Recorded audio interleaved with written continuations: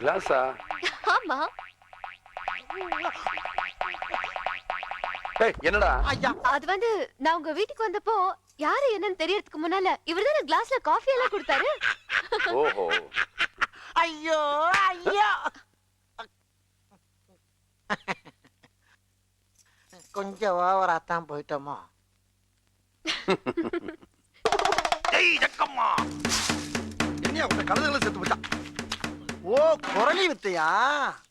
ஐயா இவன் பேர் மைக்கேல் ஜாக்சன். அவன் மேடை மேல ஆடுவான், இவன் கூடக்குள்ள தூங்குவான். சரி இப்ப நான் மேட்டுக்கு வரேன். வாங்க. இப்ப கூடக்குள்ள இருக்கிற பாம்பு தானா வெளியே வந்து முட்டையை குடிச்சிட்டு தானாவே உள்ள போய் தூங்குவான். இந்த அதிசயத்தை நீங்க பார்க்க போறீங்க. என்னையா ஓவரா பேசுறானே தவிர பாம்ப வெளிய விட மாட்டேங்கிறானையா.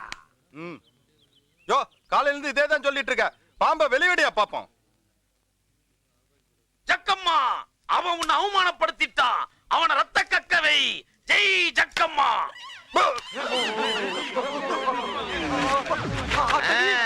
சைத்தான் கே பச்சே. இதுக்கு நீங்க யாரும் பயப்படாதீங்க. ஜக்கம்மா அவன் மதிக்கல, அவ கோபத்துக்கு ஆளாயிட்டான். கேள்வி கேட்டதுக்கே ரத்தம் கக்க வச்சுட்டா.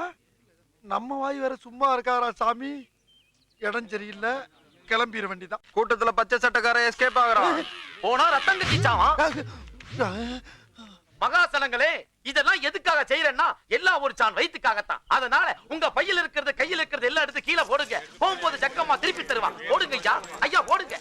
போடுங்க ஐயா. என்னடா சொல்லி வாய் முள்ள அள்ளி வீசுறாங்க. அப்ப நம்மளும் போட்டா தான் மரியாதை இருக்கு.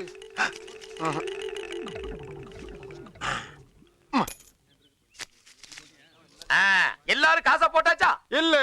ஏன்? பச்சை சட்டக்காரன் 1 ரூபாயை போட்டு 600 ரூபாயை பாக்கெட்ல வச்சுக்கிட்டான்.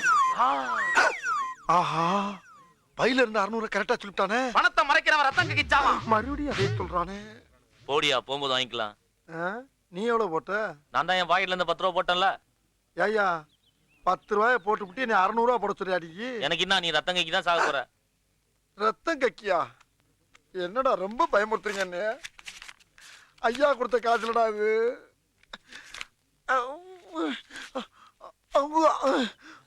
இது சுடுகாட்டுல வச்சு ஜக்கம்மா மூலியமா மந்திரிச்ச தாயத்து. இது சாதாரண தாயத்து இல்லை. எங்க 10 ரூபாய்க்கு மேலே கொடுத்தவங்க கையை நீட்டுங்க.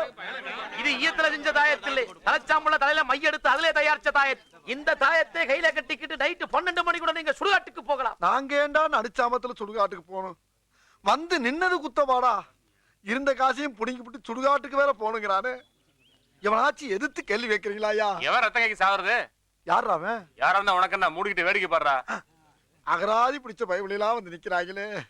ஒண்ணு பேசப்படாதாடா?